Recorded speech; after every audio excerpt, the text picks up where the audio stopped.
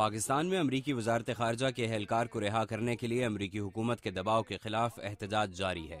Raymond Davis کو 17 جنوری کو لاہور میں 2 شہریوں کو گولیاں مار کر ہلاک کرنے کے الزام میں گرفتار کیا گیا ہے۔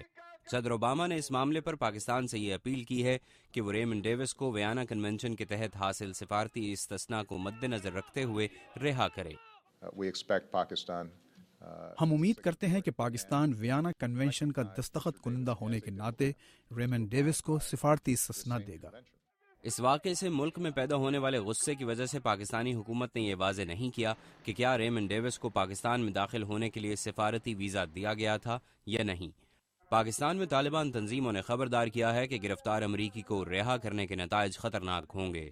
ڈیوس کا کہنا ہے کہ انہوں نے دونوں پاکستانی شہریوں پر اپنے دفاع میں گولیاں چلائیں۔ معاملات کو ٹھنڈا کرنے کی کوشش میں سینیٹر جان کیری پاکستان پہنچے۔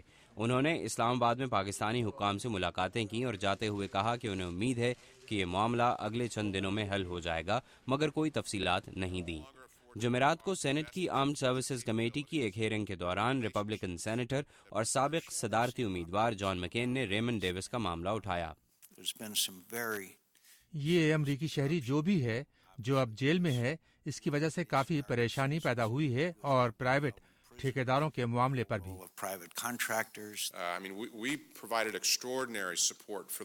ہماری فوج نے گزشتہ سال پاکستان میں سیلاب کے دوران بے انتہا مدد فراہم کی، جس کو عوامی سطح پر سراہا گیا۔ جب کوئی ایسا واقعہ ہوتا ہے جس سے ہم فی الحال گزر رہے ہیں تو ہماری مقبولیت کا گراف بہت نیچے گر جاتا ہے۔ جانز ہاپکنز یونیورسٹی کے والٹر اینڈرسن کہتے ہیں کہ اگر یہ معاملہ جلد حل نہ ہوا تو پاکستان کے لیے امریکہ کی سفارش کردہ امداد خطرے میں پڑ جائے گی۔ پاکستان ممکنہ طور پر لاکھوں ڈالر کی امداد کھو سکتا ہے، وہ بھی ایسے وقت میں جب اس کی معیشت بہت بری حالت میں ہے۔ میرا خیال ہے کہ وہ اس بات کو مد نظر رکھیں گے اور فوجی امداد بند ہونے کا خدشہ بھی زیر نظر ہوگا۔ شجاع نواز کا تعلق اٹلانٹک کونسل سے ہے۔ وہ کہتے ہیں کہ معاملہ اب پاکستان کے ہاتھ میں ہے اور پاکستانی حکومت کو یہ واضح کرنا چاہیے کہ اس نے ریمنڈ ڈیوس کو کون سا ویزا جاری کیا تھا۔ وہ کہتے ہیں کہ اگر ڈیوس کو سفارتی استثناء حاصل ہے تو حکومت پاکستان کو اس کی رہائی کے بعد پیدا ہونے والے عوامی غصے کا سامنا کرنا ہوگا، اور اگر اس کو سفارتی استثناء حاصل نہیں ہے